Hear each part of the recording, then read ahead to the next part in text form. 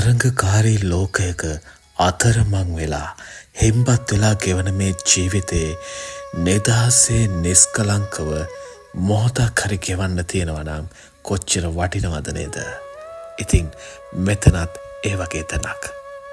මේ වගේ තැනක හෝරා කිහිපයක් ගත කරනවා කියන්නේ සිතට දැනෙන්නේ පුදුමාකාර නිදහසක්.